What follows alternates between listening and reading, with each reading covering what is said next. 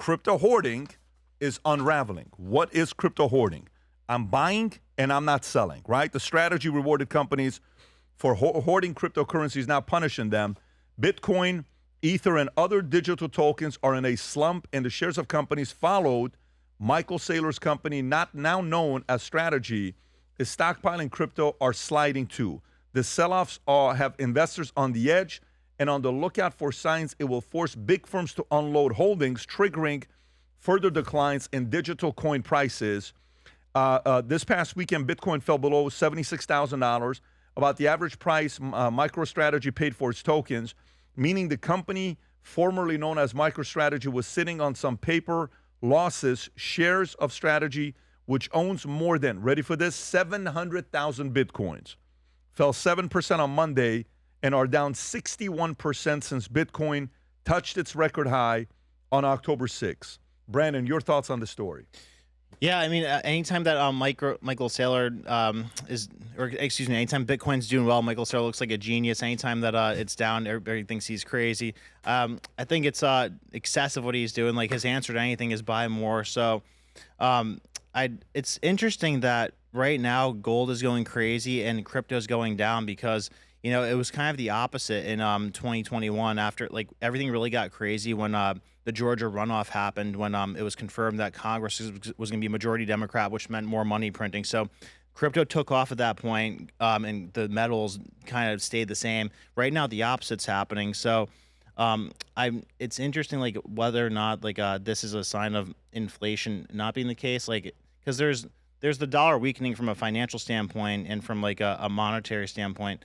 So I think the metals right now, they're moving because of the intentional weakening of the dollar by Trump, because he wants rates to go down. We kind of want some currency devaluation so that exports are more attractive. But this is kind of showing and exposing the cryptos as not a hedge against inflation, because that's how people really packaged it and sold it the last couple of years. It's owning crypto is the best hedge against inflation. No, it's still gold. It's still probably silver. It's not crypto. Crypto's as volatile as the NASDAQ, So I think this exposes the narrative as crypto being the best inflation hedge. Still think it's got some good upside, but not directly as a hedge against inflation or any type of stability. Jeff. Yeah, crypto is not a hedge against anything, really. It's a risk asset. Let's be honest about it. And what happened was the price soared ahead because it was an asset that was owned by very few people. And then as soon as it got to be more interest in owning an asset, more people poured money into it, and the price went up. And everybody searched for a narrative to explain why the price went up. And since crypto people continue to talk about Bitcoin as a replacement for the dollar, that became the dominant narrative. But that was just the narrative of the story.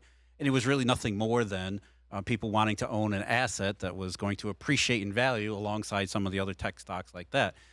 Over the last several months that Bitcoin hit its high, really going back to July, things started to shift in the marketplace where risk-taking has shifted more toward risk aversion. And when risk aversion over AI, over economic concerns, a whole bunch of stuff that's going on, have hit Bitcoin too. So now you have a market that doesn't want to take marginal risk, which has led to some selling because now Bitcoin has become more institutionalized, which means that Wall Street portfolio managers are more susceptible toward short-run fluctuations. And therefore, they want to own winners. They don't want to own losers, and it leads to a situation where, when the price changes and reverses, Wall Street as an institution will pile into sell. If some people start selling, then it just becomes more and more selling. And everybody kind of looks for a narrative for why Bitcoin is down. It's the same way they were looking for a narrative when Bitcoin was up.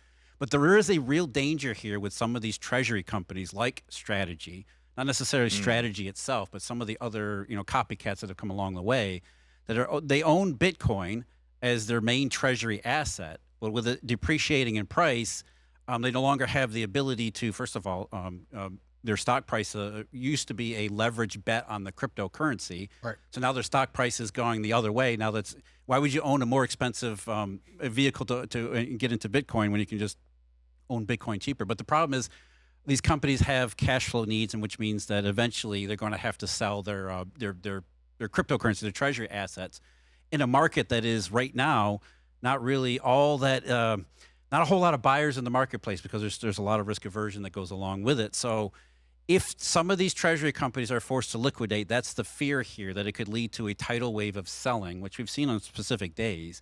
And there might be a point where the cryptocurrency can break, and there might be, you know, a real gap down in price. So a lot of people are selling in anticipation of that problem coming up, which leads to basically a toxic mix. But it's not really about the dollar. It's not really anything more than the overall financial investment climate, which has shifted in the other direction. Tom. Well, and it's Jeff's right. And I'll add something to this, give people perspective. What was the big problem of the housing crash in 2008? It's one word: the debt that had bought the asset in the first place. And some of these treasury companies have leverage of up to 50%, meaning that they have 50% debt was used to buy the Bitcoins. So when things shift, as Jeff was just saying, and if they fall, they have the same problem they had in 2008, that the underlying asset that you had all this debt against goes whack. And if that goes down by 50%, you use 50% to buy it in debt, you're effectively worth zero, because you own the debt and the thing, and the asset's only worth half of what it was some time ago. And so, you know, I'm not a big fan. I like Michael Saylor. I like, you know, his optimism, and, you know, he's a genius. But the treasury companies that were started in his image, many, and we know some of them that were started with $750 million. Yep. That were just started with money off to the side and stuff like that. And we respect these people, but they were trying to create a treasury company like that. It puts them at risk. So there's three things. Treasury companies. I like Michael and strategy. I don't like copycat strategy companies, especially leverage one. I think it's a highly risky investment, as you're seeing here. But you're saying leveraged ones, right? So here's my question for you, because we got approached with this and saying, why don't you create a fund like this and just match it? And long term, we'll be able to get you $500 million, $750 million. You remember this conversation? Yep. So I don't like the leverage copycats. The question I got is, why are people who are putting the money at risk willing to give billions of dollars to the leverage copycats? Because when the enthusiasm of Bitcoin goes past 100,000, it is a very fast gain. So if the momentum stays, and economic uncertainty and a hedge against inflation, some people disagree, but if those things come true or are true, then the momentum goes fast. And it's like when Bitcoin went from 16,000 all the way up to 60,000, everybody like, oh my goodness, that was 3x, because 3x would have been 48. When those momentums happen, like, can you look at Max, Rob? Just click on Max of the graph you got there. And you can see, do you see the momentums? There's one at the bottom, whoosh, at the very bottom, right after 2018. Yep. Then it goes down, then it goes up, and it kind of plateaus, like right there. Then it goes up again. So those momentum plays, when you have put into it, Pat, you make a lot of money during those momentum plays. But you got to hang on when the dips happen. Well, it's any what do they type call it? of Hodl? bubble. It's just Hang on for dear life? bubble behavior. You know, when you're right, it's all about momentum. When the stock price or the crypto price or any financial asset price is going up sharply, it makes every crazy thing that everybody says, it makes it seem like it's real and attainable. So that's why you have all sorts of copycats that come in, because they think, look, Michael Saylor is doing something that I can do. All I need is a little bit of financing from a bank, and I can convince a bank, because look at Bitcoin's price is soaring ahead. Everybody says Bitcoin's going to go to $1 million. Why would we buy now? Why would we leverage up right at this point if it looks like it's going to go to $1 million? Do you think it is? Eventually. What's But it's eventually? No, long run. 20 years? Maybe. Maybe. But it's not going to be straight up. It's going to be like this. It's going to be all over the place. Yeah, on but the I way. mean, listen, to me, you know, if you're a long-term thinker with certain assets, like, I love it when my broker calls me when it's a bad day, and the conversation is, well, listen, you know, we just got to write it out and all. I said, I'm in the business. I didn't buy this because I'm hoping for a don't call me. 30-day return. I'm in this long term. I get it. Right. Listen, the shares we bought the other day of Disney, I'm totally with it. Hey, but Anthropic did this. That's great. Do we want more Anthropic? Yeah. So these are types of conversations. But if you're a long-term player, I learned something a long time ago, okay, in business. I watched a lot of my peers and competitors when I was coming up, even when I was making my first year. You know how much money I made my first year selling life insurance? What do you think my first year selling life insurance full-time, how much money do you think I made my first year? I think I heard it before. $7,000, Yeah. $5,000, okay? My second year full-time is somewhere between $13,000 to $20,000. is what I made. Okay. And then I just knew long term, I'm not good because I believed in the business. Then it went 6 figures and I never looked back, right? But I'll never forget a scene. If they ever do a movie on me, this scene has to be in there. I'm at Bank of America. And to my left, 2 tellers down, is a guy that used to be another weekend manager at Bally's. And both of us would always be pinned against each other because they wanted to know which weekend assistant, we were both just weekend, we're not even weekend managers, we weekend assistants. Which weekend assistant manager is going to do well? They knew we were both chippy. One of us was going to go. Well, I'm at the bank, Bank of America, and I'm arguing why I have 3 over limit fees of $29.99 because I want to get that $29.99 back. And it's a scene. Ladies like, sir, this is too many of them. You know, you got to do this. You got to listen. That's not fair. You got to do 1. Why would you do 3? And I see him going, hey, Pat, how are you? Good. How you doing? Good. All right, I'd like to make a $500,000 deposit. And he just looks at me. He left to get into the mortgage business. I left to get into the insurance business. Something about the mortgage business to me was too cyclical. And I knew this was not going to last all day because they were doing a pick-up payment, NEGAM, NINA, no income, no asset. It didn't make sense where my friends would come to me and says, get into the mortgage business. We're just putting income and they don't care about it. Banks are accepting these loans and they're telling us no income, no assets. I got school teachers that I'm putting on their 1003 that he makes 180 a year, even though he's only making 50. I said, dude, that's not sustainable. Yeah. You don't need to be an economist right there to have a degree from Stanford to say this is not sustainable. Well, fast forward, that $500,000 income that he deposited, he was making $6 million a year, $4 to $6 million a year, with 3 to 4 Rolls Royces parked outside their house. That disappeared. And in long-term insurance, renewal, stable business, block of business, someone's going to pay $250 million for it. They did.